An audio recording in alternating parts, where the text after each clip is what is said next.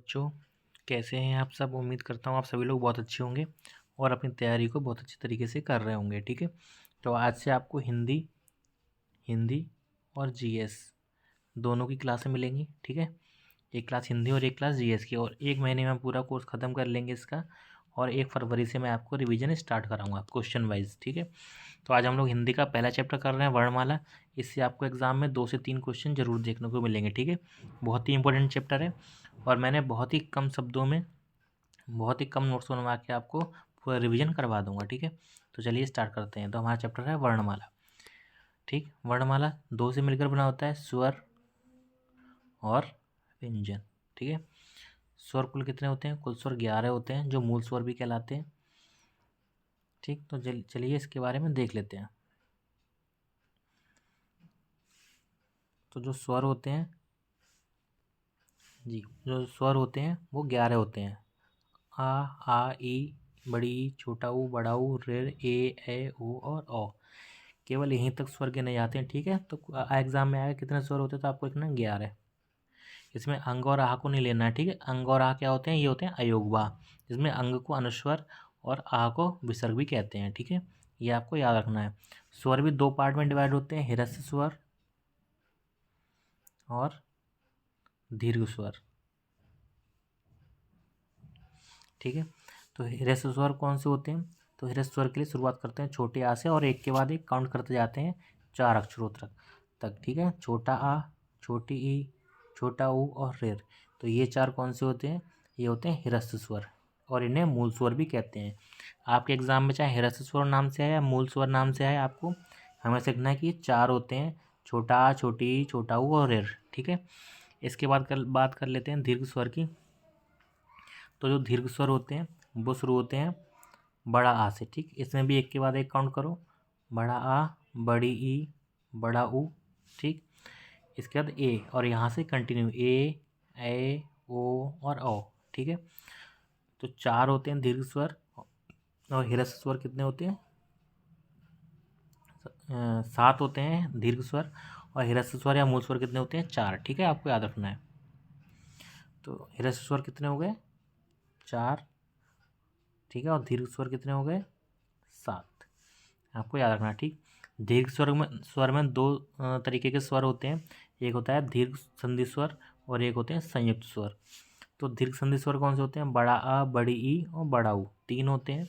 और बाकी के जो लास्ट वाले 4 होते हैं, इन्हें कहते हैं संयुक्त स्वर। ठीक है, संयुक्त स्वर इन्हें इसलिए कहते हैं क्योंकि ये 2 स्वरों के मेल से बनते हैं। ठीक है, तो आपको याद रखना संयुक्त स्वर कितने हैं? 4। दीर्घ संधि स्वर कितने हैं? 3। और दीर्घ स्वर कितने हैं? 4। 7। और ह्रस्व स्वर और मूल स्वर कितने हैं? 4। ठीक है, चलिए आगे देख लेते हैं। जिह्वा यानी कि जीव के आधार पर स्वर तीन प्रकार के होते हैं। आपको याद रखना, अग्र स्वर, मध्य स्वर और पश्च स्वर। ठीक है, इसमें आपको 2 याद कर लेंगे, अग्र स्वर और मध्य स्वर। बाकी जो बचते हैं वो सब कौन से होते हैं? पश्च स्वर होते हैं। ठीक है, अग्र स्वर कौन से हैं? छोटी ई, बड़ी ई, ए और ए। मध्य स्वर आ। बाकी जो बचे हुए क्या हैं? पश्च स्वर कहलाते हैं। ठीक, आगे देख लेते हैं समृद्ध स्वर कौन से होते हैं? छोटी ई, बड़ी ई, छोटा ऊ, बड़ा ऊ। और अर्ध समृद्ध होते हैं ए और ओ। विभ्रत स्वर की बात करें तो ये बड़ा आ और ए। अर्ध विभ्रत की बात करें तो ए, छोटा आ, ओ और अ। ठीक, देखिए बहुत इंपॉर्टेंट है, ये पूछ लिया था कौन सा समृद्ध स्वर है, कौन सा अर्ध समृद्ध स्वर है, तो ये आपको याद करने पड़ेंगे। ठीक है, चलिए आगे देख लेते हैं।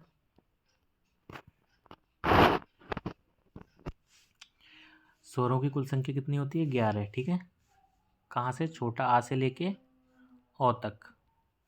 आपको अंग और आ इसमें काउंट नहीं करना है। आगत ध्वनियाँ कौन कौन सी होती हैं? एक तो अर्धचंद्र वाली। देखिए अर्धचंद्र क्या होता है? ये वाला। ठीक है, इसे अर्धचंद्र बिंदी कहते हैं। यहाँ लगाते हैं तो इसे चंद्र बिंदी कहते हैं, कैसे पॉइंट लगा देते हैं ऊपर तो ठीक है, इस वाले को क्या कहते हैं? इस चिन्ह को कहते हैं नुक्ता। ठीक है, ये आपसे एग्जाम में कई बार पूछा भी गया है, तो ये आगत ध्वनियाँ आप याद रखेंगे।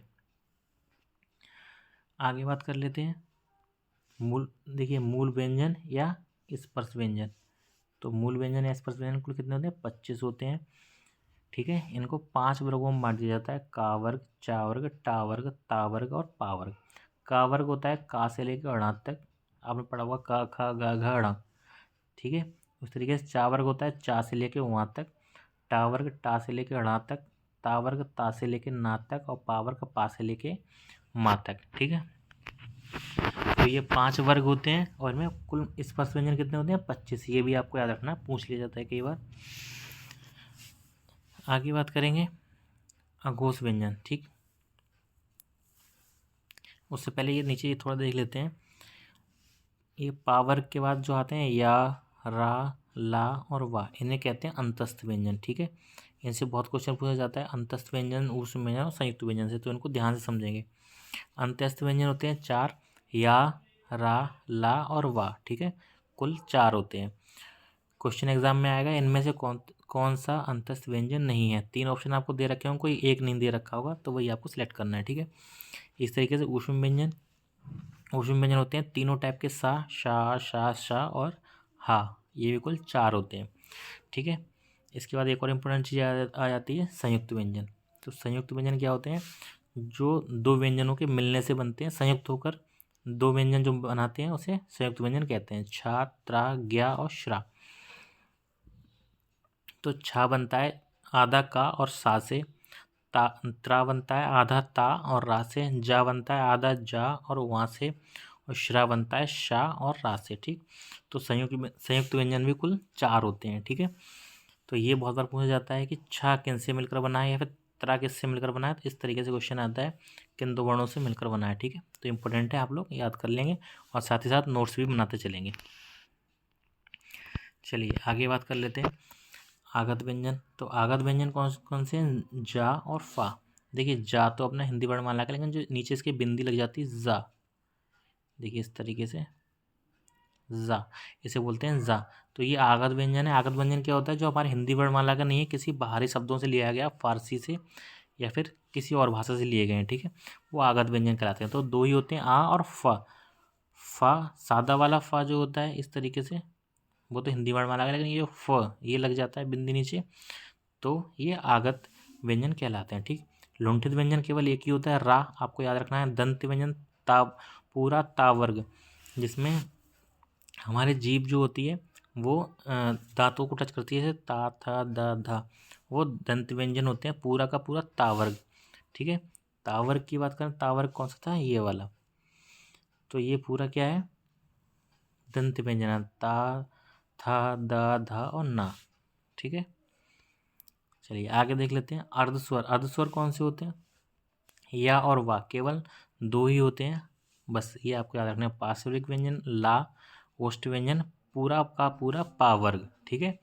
पा वर्ग में आप लोग ऐसे देख लेंगे, ओष्ठ व्यंजन कौन सा था, ये वाला, पा, फा, ब, भ और मा, ठीक है।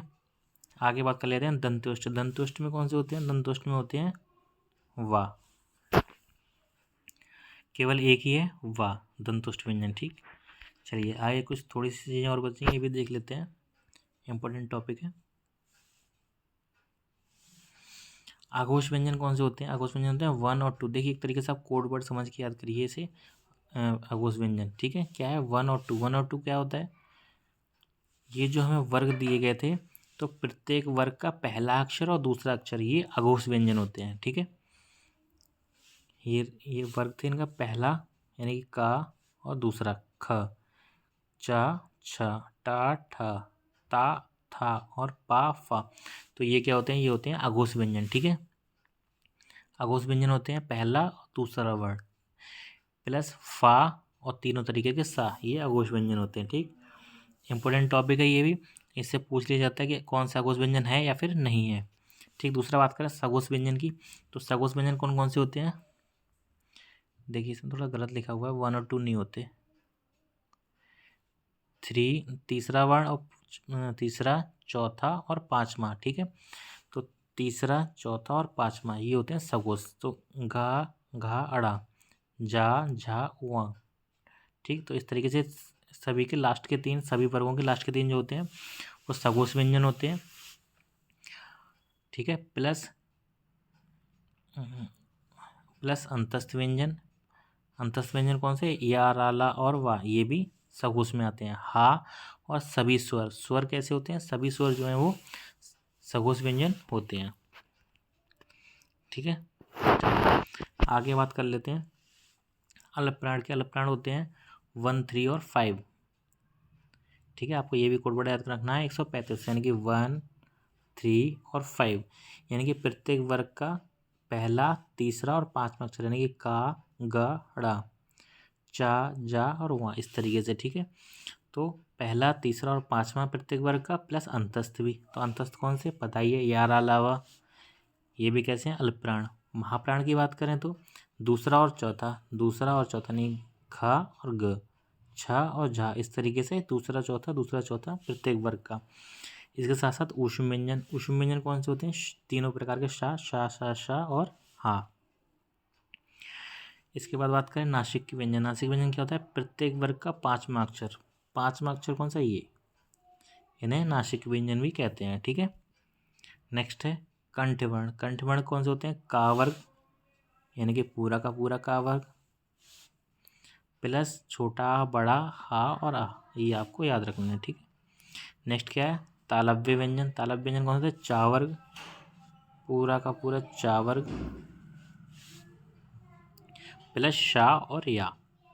मूर्धन्य की बात करें तो टा वर्ग प्लस शा। ठीक, तो ये हो जाता है हमारा पहला चैप्टर वर्णमाला। ठीक है, आप क्वेश्चन जब भी मिलेगा तो आपको वर्णमाला चैप्टर से, तो आपको हमारी इसी वीडियो से मिलेगा। ठीक है, पीडीएफ भी आपको बाद में टेलीग्राम पे दे दूंगा मैं।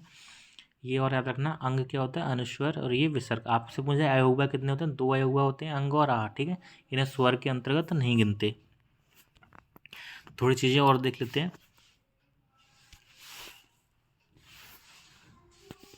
स्वर कितने होते हैं, 11। ठीक है, आपने देख लिया स्वर कितने होते हैं, 11। इसके बाद व्यंजन की बात करें तो व्यंजन कितने होते हैं, चलिए व्यंजन काउंट कर लेते हैं कितने होते हैं। हमने अभी देखा था कि मूल व्यंजन या फिर स्पर्श व्यंजन, ये कितने होते हैं, 25 प्लस अंतस्थ व्यंजन 4 प्लस ऊष्म व्यंजन 4 प्लस कौन से, संयुक्त व्यंजन 4। ठीक है,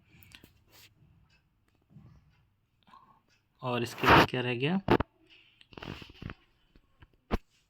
तो ये टोटल कितने हो गए, 25 प्लस अंतस्थ व्यंजन, ऊष्म व्यंजन और ये, तो ये कितने होगा टोटल, 37। ठीक है, तो यानी कि आपके कुल वर्णमाला में कितने अक्षर हो गए,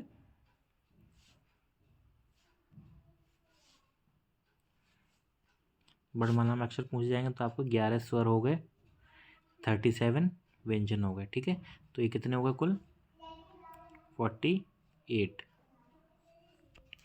ठीक है, 2 अयोगवा हो गए, यानी कि पूरे 50, और 2 हो गए आगत व्यंजन जो आपने पढ़े थे।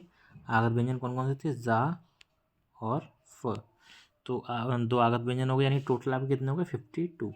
तो वर्णमाला में जब भी आपसे पूछा जाए, ठीक है, तो वर्णमाला में जब भी आपसे पूछा जाए कुल कितने स्वर और व्यंजन है, कुल कितने वर्ण है, तो आपको लगाना 52।